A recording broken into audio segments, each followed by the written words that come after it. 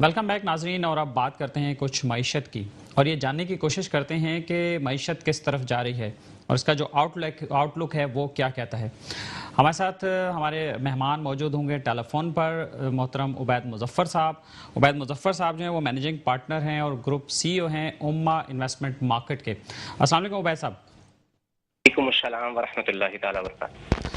उबैद साहब ये बताइए कि अब इकोनॉमी का जो आउटलुक है वो क्या है पाकिस्तान का और हम किस तरफ जा रहे हैं। बिस्मिल्लाहिर्रहमानिर्रहीम। सबसे पहले तो अख्तर शाहिन साहब आपका मशकूर हूँ कि आपने अपने प्रोग्राम में मदऊ किया और मेट्रो मैटर्स के मोहतरम सामीन और सामियात नाज़रीन और नाज़रात की खिदमत में अस्सलाम वालेकुम वरहमतुल्लाहि ताला वबरकातुहू।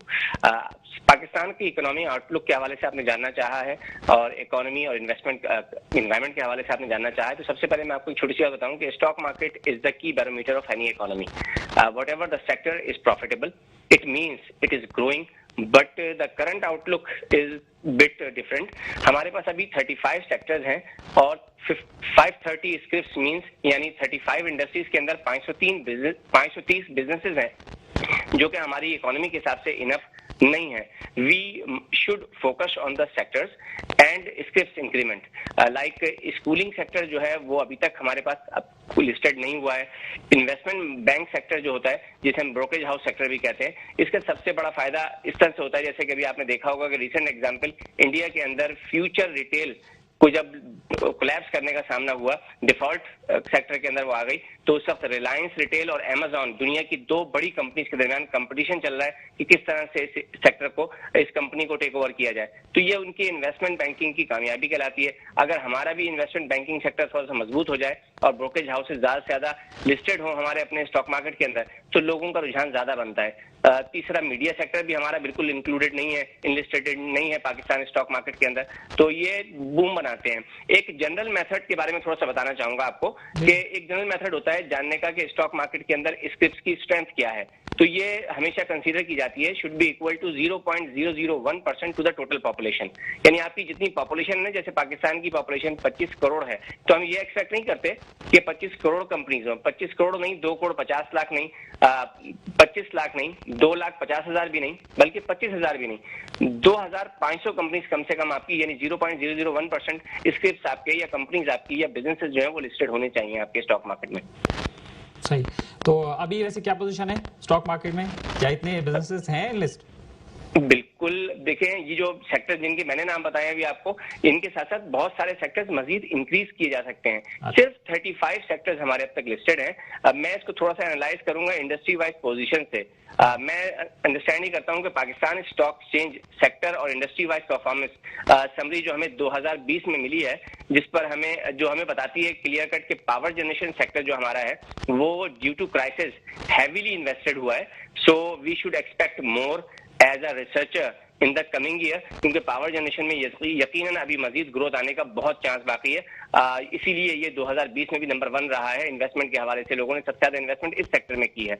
उसके बाद जो सबसे ज्यादा कह लीजिए कि टॉप पे रहा है वो है नंबर 2 पे टेक्नोलॉजी सेक्टर, जो कि आपको इसकी बेसिक से एग्जाम्पल इससे भी पता चल जाती है कि सिस्टम्स लिमिटेड, नेटसॉल्ट टेक्नोलॉजी और एवेंसियन, इन 3 कंपनीज ने बेहतरीन मुनाफा कमाया है और बहुत अच्छा रिकॉर्ड मुनाफा कमाया है और बहुत अच्छे रिजल्ट शो किए हैं।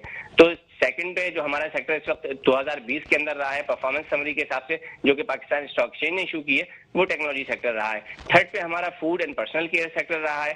फोर्थ पे हमारा सीमेंट नंबर 4 पे रहा है। Reason why, because cement sector is in number 4 requires. अब जो मुझे नजर आता है क्योंकि राइट नाउ सिचुएशन बहुत ज्यादा इसकी थोड़ी सी जरा गंभीर भी हो रही है, क्योंकि बहुत ज्यादा इसके अंदर डिफॉल्ट आइटम्स भी आ रहे हैं, तो इस वजह से मुझे लगता है कि cement sector mergers and acquisition की तरफ जाएगा। अच्छा, ये बताइए कि आपने सीमेंट सेक्टर की बात की, तो सीमेंट सेक्टर और एनर्जी सेक्टर के हवाले से जो पाकिस्तान स्टॉक एक्सचेंज की वेबसाइट है और समरी जो उन्होंने सेक्टर वाइज शेयर की हुई है, उसमें कुछ कंपनीज डिफॉल्ट भी कर रही हैं, डिफॉल्ट शो हो रही है। इसका क्या मतलब है? खासतौर पे सीमेंट की जो 3 कंपनीज हैं, बड़े बड़े नाम है, वो डिफॉल्ट शो कर रही हैं। ये ऐसा क्यों हो रहा है? बिल्कुल सही फरमाया आपने। दरअसल there are 2 types of defaulted scripts और बिजनेसेस। मेजर डिफॉल्ट और माइनर डिफॉल्ट, यानी दो टाइप के डिफॉल्ट्स होते हैं, या तो मेजर डिफॉल्ट होता है या माइनर डिफॉल्ट होता है। History of the Pakistan stock exchange defaulted companies की बहुत डिटेल में बहुत कुछ बताती है। There are many reasons, as mostly reasons are listing fee submit नहीं करवाई जाती तो डिफॉल्ट हो जाती है कंपनी, यानी आपने लिस्टिंग फी पे नहीं की अपनी पाकिस्तान स्टॉक एक्सचेंज को, डिले किया आपने ऑडिट के अंदर तो डिफॉल्ट हो जाता है। एनुअल जनरल मीटिंग जो है वो डेट आपने अनाउंस की और उसके अंदर डिले कर दिया तो भी डिफॉल्ट हो जाता है।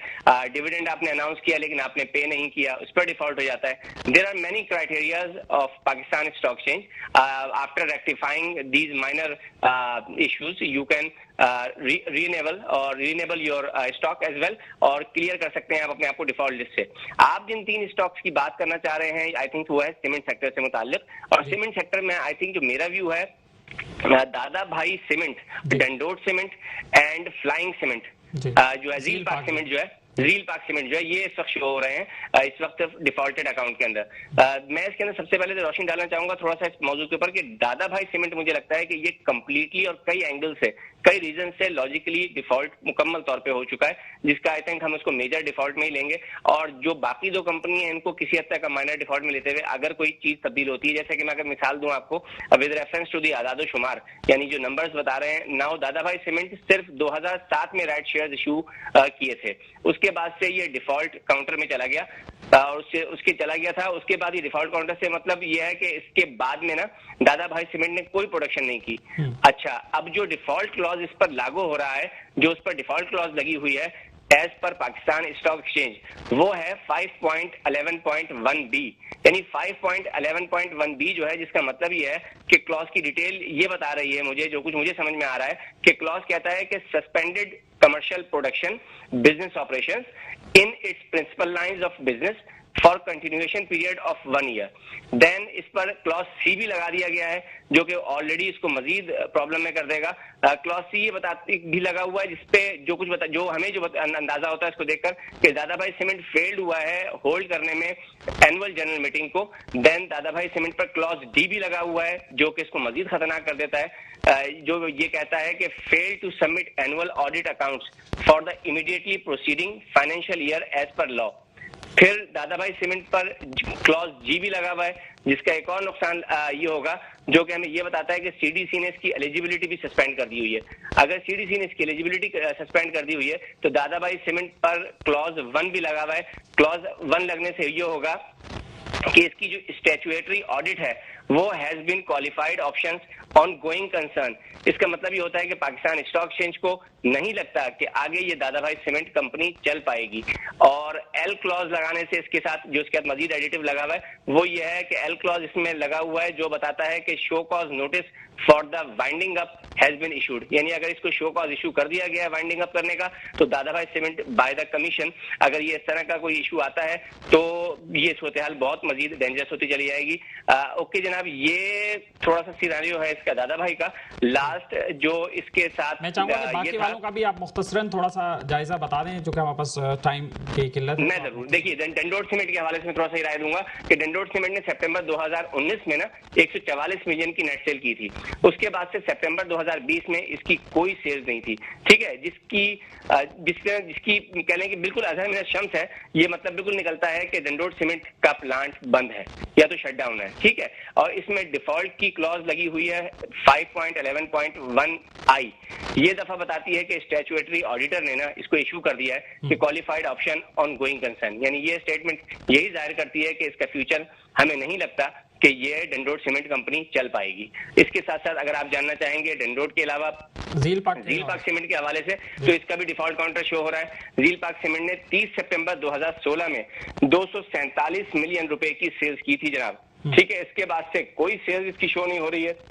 इसके बुक ऑफ अकाउंट्स में झील पाक सीमेंट पे ऑडिटर्स ने डिफॉल्ट क्लॉज वही लगाया है कि 5.11.1c। ये क्लॉज कहता है कि झील पाक सीमेंट जो है जनाब फेल हो गया है एनुअल जनरल मीटिंग का जो क्लॉज होता है। क्लॉज डी भी इसके ऊपर लगा हुआ है जो कहता है कि जनाब झील पाक सीमेंट फेल्ड हुआ है सबमिट करने में annual audit reports, annual accounts reports for the immediate proceeding for the financial year as per law, तो इसके भी केसेस वही हैं। लेकिन जो झील पार्क सीमेंट का है, ये होता है कि कभी कभार हमारे पास फॉरेन पोर्टफोलियोज मूव कर जाते हैं, तो इसका टेकअप भी आता है। याद रखिएगा, ये इन 3 कंपनीज के डिफॉल्ट करने से बाकी सीमेंट सेक्टर जो कि 20 कंपनियों पर मुश्तमिल है, उस पर असर नहीं पड़ेगा। डीजी खान सीमेंट ने रिपोर्ट किया 160.8% स्पाइक, मींस ग्रोथ शो किया इसने in this profit, 1.3 billion for the quarter ended December 31, 2020। इसके अलावा फौजी सीमेंट का जो प्रॉफिट बहुत सोर किया है, 378% सोर हुआ है, 905.2 मिलियन का फौजी सीमेंट ने ग्रो किया है। कोहाट सीमेंट कंपनी का अगर आप देखें तो वो सेटिंग अप करने जा रहा है मैन्युफैक्चरिंग प्लांट खुशाब में, पंजाब में, ठीक है। और कोहाट सीमेंट कंपनी ने रेस किया। अच्छे साइंस हैं ये, अच्छे साइंस। मेरा आपसे ये सवाल है कि देखें जो दादा भाई और झील पार्क के हवाले से है, मार्केट में तो ये खबरें हैं ना कि ये सेल आउट हो गए हैं, नए ग्रुप्स ने इन्हें परचेज कर लिया है और उसके हवाले से चीजें, लेकिन ये स्टॉक मार्केट पे तो ये वाली डिटेल्स अभी तक शेयर नहीं हो रही, शो नहीं हो रहा। तो शायद ये भी एक वजह होगी इन्होंने प्लांट बंद कर दिया और नए मालकान आएंगे, फिर वो अपने हिसाब से उसको देखेंगे, चलाएंगे, ये भी एक वजह। यकीनन। देखिए, मैं तो इस पे कहूंगा कि mergers and acquisition is indispensable. Mergers and acquisition इस वक्त पाकिस्तान की तमाम ही सेक्टर्स के अंदर, तमाम ही इंडस्ट्रीज के अंदर इंडिस्पेंसिबल नजर आ रहा है। Not only in the cement sector but also in many sectors, whether schools, hotels, banks, power sector, so on and so forth. लेकिन हुआ कुछ यूं है कि अभी जो हमारे बड़े ब्लू चिप्स हैं, जैसे कि लकी सीमेंट हो गया, डीजी खान सीमेंट हो गया, बेस्टर सीमेंट हो गया, कोहाट सीमेंट हो गया, फौजी सीमेंट हो गया, ये अभी इस तरफ अट्रैक्ट होंगे। और ये जो जिनको हम कह रहे हैं डिफॉल्ट आइटम्स, ये डिफॉल्ट आइटम्स आई थिंक ये मर्जर्स एंड एक्विजिशंस की तरफ जाएंगे। और दूसरी बात याद रखिएगा, कभी भी किसी कंपनी के टेक्निकल्स को हमसे व्यू कर सकते हैं, फंडामेंटल्स में क्या चल रहा है ये तो सिर्फ ओनर्स को ही पता होता है। सही सही। उबैद मुजफ्फर साहब, बहुत शुक्रिया आपका। आप इन्वेस्टमेंट मार्केट कंसल्टेंट भी हैं और इंडिपेंडेंटली आप अपनी राय देते रहते हैं और हमारे साथ भी आप मौजूद रहे हैं। बहुत शुक्रिया आपके वक्त का।